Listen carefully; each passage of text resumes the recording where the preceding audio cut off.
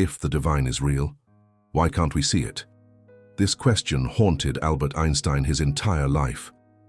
And his answer, the one he spent decades searching for, will change the way you understand everything. Most people think Einstein was just a physicist, a man of equations and blackboards. They think he cared only about relativity and the speed of light, but they are wrong. Einstein spent more time thinking about the divine than he ever spent thinking about physics. And what he discovered was something that most religious institutions would never want you to hear. Tonight, I want to share with you what Einstein really believed about the divine. Not the simplified version, not the misquoted version that appears on inspirational posters. The real answer, the one that took him a lifetime to understand. And I must warn you, once you hear this, you will never see the world the same way again. Einstein grew up in a Jewish household in Germany in the late 1800s. As a young boy, he was deeply religious. He refused to eat pork. He sang religious songs on his way to school. He believed in the God of the Holy Scripture with the pure faith that only a child can have. His parents were not particularly religious themselves. But young Albert found something in the ancient traditions that spoke to him. He felt connected to something larger than himself. He felt that there was meaning in the universe. But something changed when Einstein was 12 years old. He began reading science books, popular science books that explained how the world really worked. And the more he read, the more he realized that the stories in the Holy Scripture could not be literally true. The Earth was not created in 6 days. The universe was billions of years old. The sun did not revolve around the Earth. And slowly, the God of his childhood began to fade. Einstein later described this experience as a shattering. The religious paradise of his youth was destroyed. The certainty he once felt was replaced by doubt. Everything he had been taught to believe was called into question. But here is what most people miss about this story. Einstein did not become an atheist. He did not stop believing in the divine. He did not decide that the universe was meaningless and cold.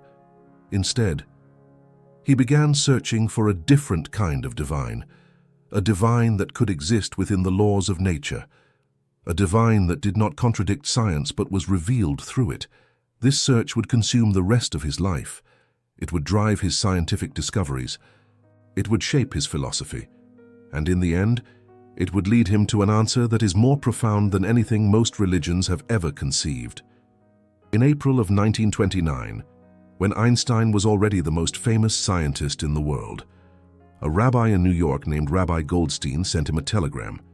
The telegram contained one simple question. Do you believe in the divine? The rabbi paid for a 50-word response.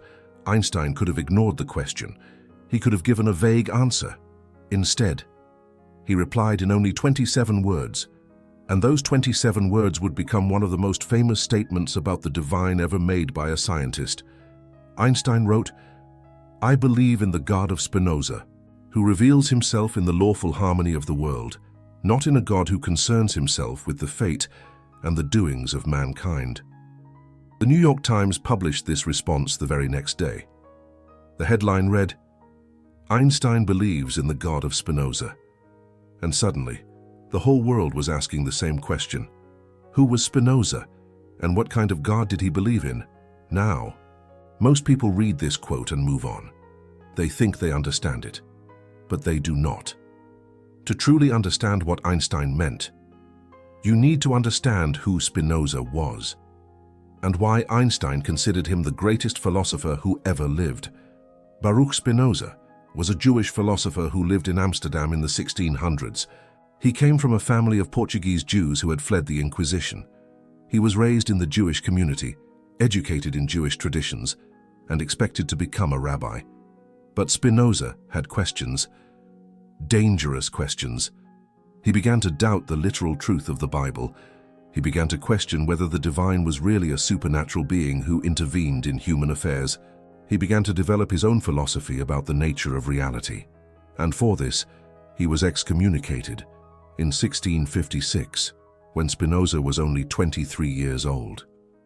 The Jewish community of New Amsterdam issued one of the harshest excommunications in their history.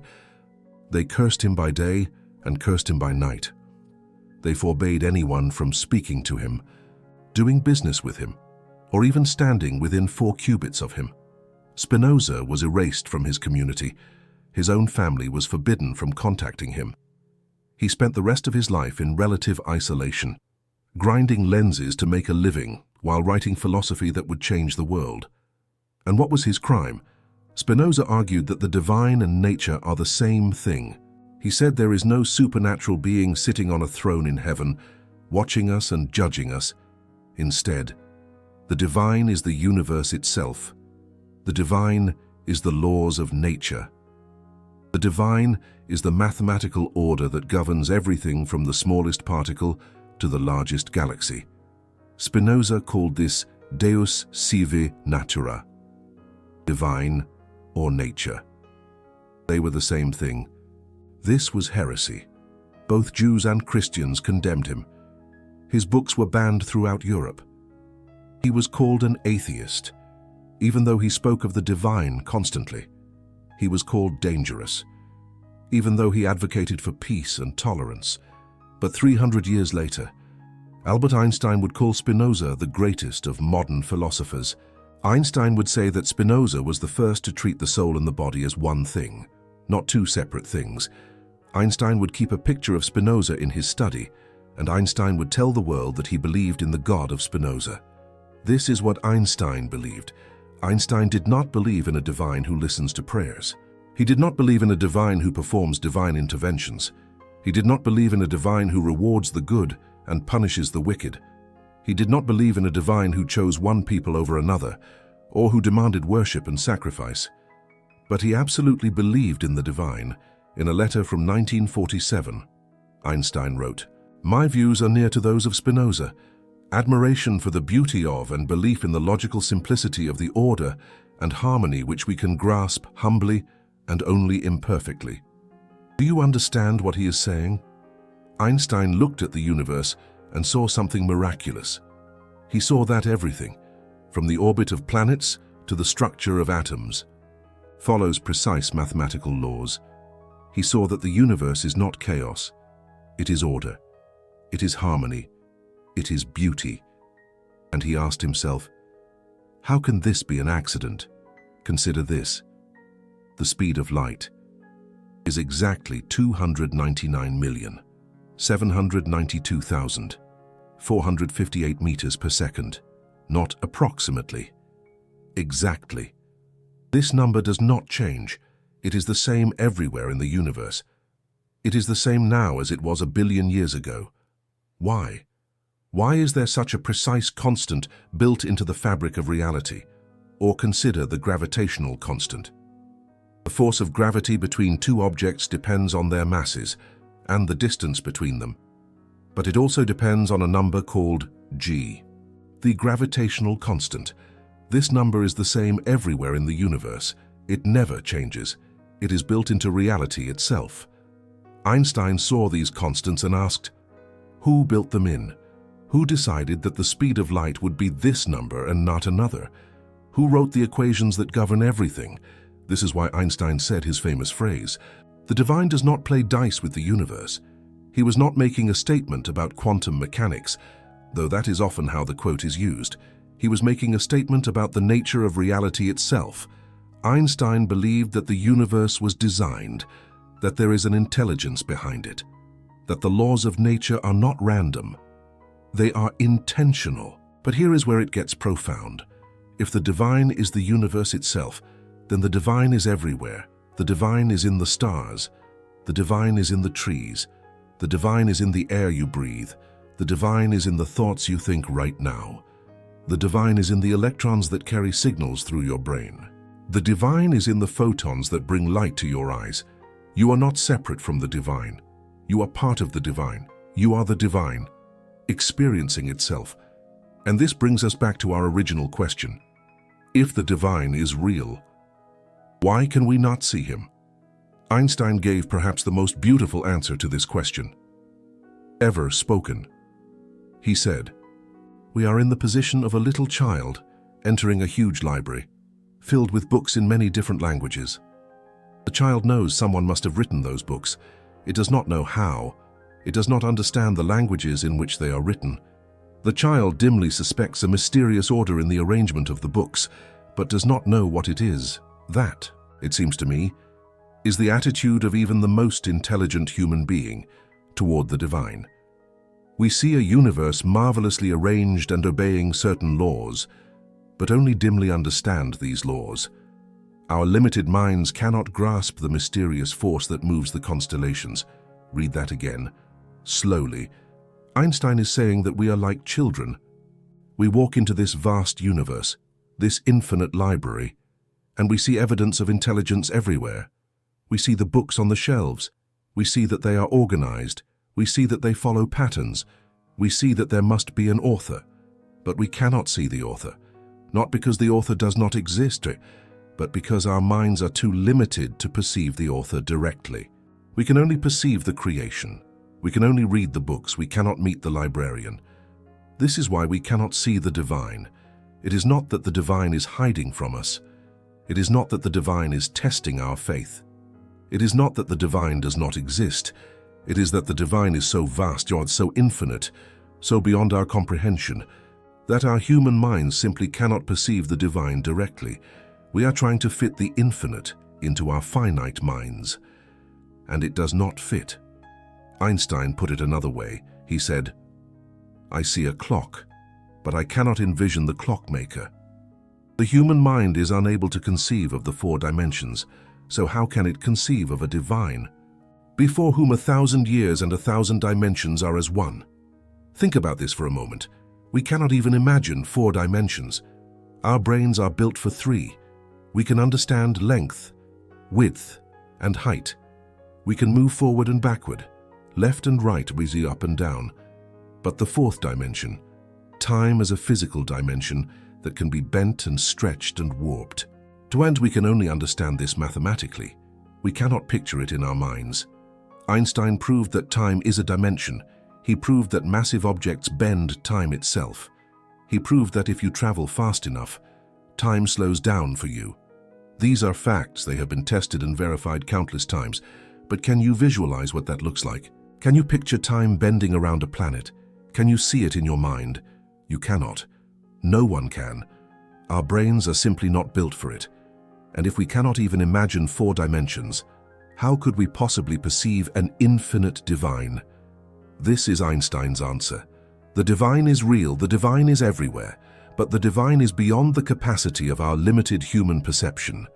Einstein also spoke about this using the word cosmic in 1930. He published an essay in the New York Times magazine called Religion and Science. In it, he described what he called cosmic religious feeling. Einstein wrote, "There is a 3rd stage of religious experience which belongs to all of them, even though it is rarely found in a pure form. I shall call it cosmic religious feeling. It is very difficult to elucidate this feeling to anyone who is entirely without it, especially as there is no anthropomorphic conception of a divine corresponding to it." Einstein was describing something that most religions miss entirely. He was saying that true religious experience is not about believing in a divine who looks like a human, who thinks like a human, who acts like a human. True religious experience is about standing in AW before the universe itself. It is about feeling your smallness in the face of infinity. It is about recognizing that you are part of something so vast that your mind cannot contain it. This is what Einstein felt when he looked at the stars at night. This is what Einstein felt when he discovered that space and time are woven together into a single fabric. This is what Einstein felt when he realized that mass and energy are the same thing, expressed by that simple equation, E equals mc squared. He was not just doing physics, he was having a religious experience. Every equation was a prayer, every discovery was a revelation. And here is something that many people do not know. Einstein was often misquoted by atheists who wanted to claim him as one of their own. They would take his criticisms of organized religion and use them to argue that Einstein did not believe in any kind of the divine. This made Einstein angry. In one conversation, recorded by a friend, Einstein said, "In view of such harmony in the cosmos, which I with my limited human mind, am able to recognize. There are yet people who say there is no divine. But what really makes me angry is that they quote me for the support of such views. Einstein was clear.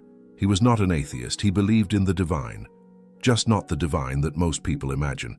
In another statement, Einstein said, "I am not an atheist. I don't think I can call myself a pantheist. The problem involved is just too vast for our limited minds, perhaps." I might reply with a parable. The human mind, no matter how highly trained, simply cannot fully grasp the universe. It's beyond our comprehension. Einstein saw himself as neither a traditional believer nor an atheist. He was something else entirely, something that truly defied a simple name, a scientist who had discovered the divine in the equations themselves, a physicist who had found the sacred in the purely mathematical in 1954, just 1 year before his passing. Einstein penned what has since become known as the God Letter. This letter was dramatically sold at auction by Christie's in 2018, fetching nearly $3 million. It's now rightfully considered one of the most important documents ever written, concerning both religion and science. Einstein wrote this incredibly personal letter to a philosopher by the name of Eric Gutkind, who had previously sent Einstein his insightful book about Jewish spirituality. Einstein thoughtfully read the book and responded with his truly honest thoughts and reflections in that profound letter. Einstein wrote, "The word God is for me nothing more than the expression and product of human weaknesses. The Holy Scripture, a collection of honorable, but still, primitive legends." Now, this might sound like atheism at first glance, but read it carefully, very carefully. Einstein isn't definitively stating that the divine doesn't exist. What he is saying is that the human word, God, the human concept of the divine, is far too small. Our language, our vocabulary, is just too weak to fully capture it. Our understanding remains far too primitive. We have inadvertently created a God in our own flawed image, a God who inexplicably gets angry when we disobey, a God who foolishly feels jealousy when we happen to worship other gods, a God who even demands sacrifice, a God who capriciously picks favorites. And this version of God, Einstein vehemently rejected, but he did not reject the underlying force behind the entire universe. He did not reject the sublime intelligence that undeniably created the very laws of nature. He did not reject the profoundly mysterious harmony that so beautifully holds everything together in existence. He only rejected our childish and limited understanding of it all. Einstein famously said, "My religion consists of a humble admiration of the illimitable superior spirit who reveals himself in the slight details we are barely able to perceive with our frail and feeble minds. That deeply emotional conviction of the undeniable presence of a superior reasoning power, which is so elegantly revealed in this otherwise incomprehensible universe, truly forms my idea of the divine." Do you truly see what he is saying here? Einstein deeply felt the divine. He intimately experienced the divine, but not in a traditional church, not through rote prayer, not through Holy Scripture, not through empty ritual. He experienced the divine, instead, through rigorous science, through elegant mathematics, through the groundbreaking discovery of natural laws that are so inherently elegant, so undeniably beautiful, and so impossibly perfect that they simply could not possibly be a mere accident. This profound insight is perhaps the most important lesson that Einstein can still teach us today. We keep tirelessly asking the wrong question. We keep relentlessly asking, "Where is the divine? Show me the divine. Prove to me, without a doubt, that the divine exists. Give me some tangible evidence." But Einstein, without hesitation, would say we are simply looking in the wrong place. The divine isn't mysteriously hiding behind the clouds. The divine isn't exclusively living in some distant, far-off heaven. The divine isn't mysteriously separate from the universe, looking down at it from some detached outside perspective. The divine is the clouds. The divine is the heaven. The divine is the mathematical equation that so beautifully describes precisely how clouds organically form. The divine is the physical law that elegantly holds heaven itself together. We cannot easily see the divine, precisely because we are already standing directly inside the divine. We are essentially like fish, continually asking, "Where is the water?" Einstein once profoundly said. Human beings, vegetables, or even cosmic dust. We all dance to a mysterious tune, intoned in the distance by an invisible player. An invisible player. Not invisible because this player is deliberately hiding. Not invisible because this player somehow doesn't want to be easily found.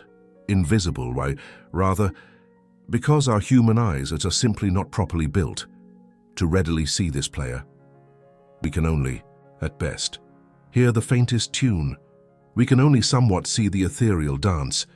We can only clearly observe the magnificent effects of the player's inspiring music, in the graceful movement of the stars, in the vigorous growth of the trees, in the steady beating of our own hearts. The music is truly everywhere. The dance is absolutely everything. And, critically, we are each a part of it all. Now, I have honestly shared with you what Einstein deeply believed about the divine. I have faithfully shown you his actual words, carefully verified from legitimate historical documents, personal letters, and recorded interviews. This is not pure speculation.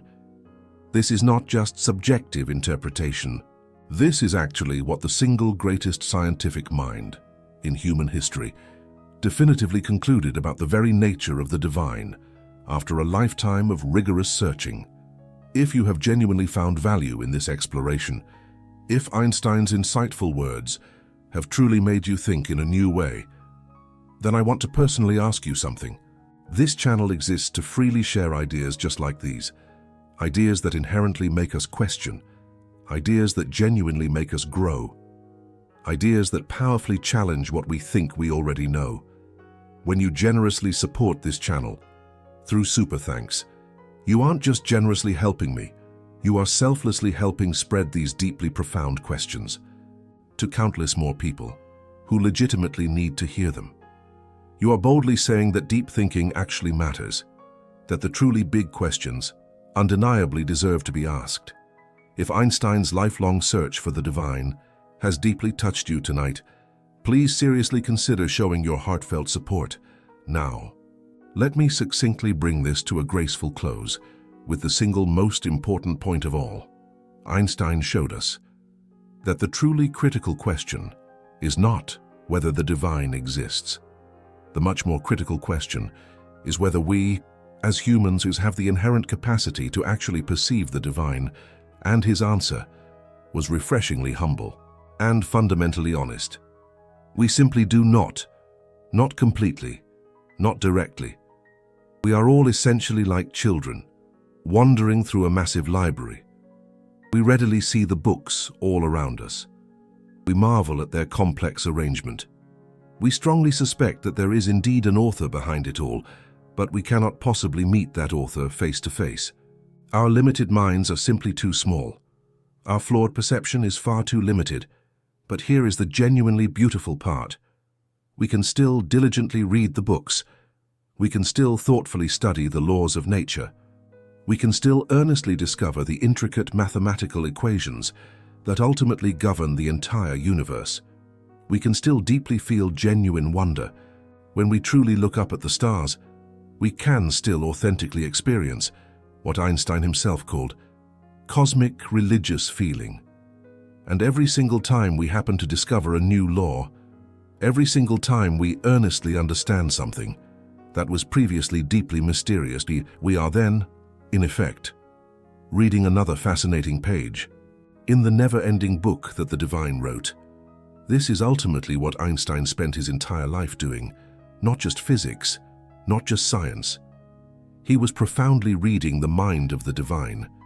He was relentlessly trying to understand the deeper thoughts of the Creator by carefully studying the creation itself, and he undeniably succeeded, more than perhaps any other human being in all of recorded history. When Einstein brilliantly discovered that energy and mass are fundamentally the same thing, he effectively read a full page of the divine's book. When he insightfully discovered that gravity is actually the curvature of space-time, he remarkably read another page.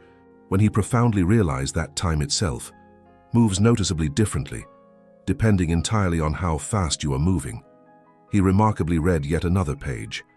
Each groundbreaking discovery elegantly brought him ever closer to carefully understanding the deeper mind of the ever-elusive invisible player.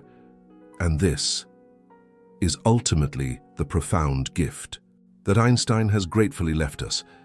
He powerfully showed us all that science and spirituality are truly not enemies. They are, in fact, simply the very same path. Science is essentially the elegant method by which we ultimately read the divine's book. Spirituality is the genuinely profound feeling of awe we authentically experience when we finally understand what we have actually read. You simply do not have to definitively choose between either believing in the divine or believing in science. Einstein certainly did not have to choose. He gracefully held both concepts actively in his conscious mind at precisely the same time, and he ultimately found that they both clearly pointed in exactly the same direction, toward profound mystery, toward genuine wonder, toward something so undeniably vast and so inherently beautiful that it literally takes your breath away. So the next time someone asks you, if the divine is real, why can't we see the divine? Remember Albert Einstein's answer. We cannot see the divine because the divine is not a thing to be seen. The divine is the order behind all things. The divine is the harmony that holds the universe together. The divine is the mathematical elegance that makes existence possible. We are surrounded by the divine. We are made of the divine. We are part of the divine. And the fact that we cannot see this directly is not evidence against the divine. It is evidence of how vast and infinite the divine truly is. Einstein understood this. And now, so do you. This has been a profound journey tonight. And I want to hear from you. Do you believe Einstein was right? Is the divine the universe itself, revealing its nature through the laws of nature? Or do you believe in a more personal divine, one who knows your name and hears your prayers? There is no wrong answer here. Both views have their beauty. Both views have their wisdom. I want to know what you think. Leave a comment below with your honest thoughts. I read every single comment, and I respond to as many as I can in the first few hours after posting. If this video made you think, if it challenged your beliefs or confirmed them, share it with someone who needs to hear it. And if you want to continue this journey with me, subscribe and turn on notifications, because next time we are going to explore something even more profound. Until then, remember what Einstein taught us. We are children in a library. We cannot meet the author, but we can spend our lives reading the books. And what beautiful books they are. Einstein died on April 18th, 1955. His last words were spoken in German, and the nurse who was with him did not understand them. They were lost forever. But we do not need to know his final words.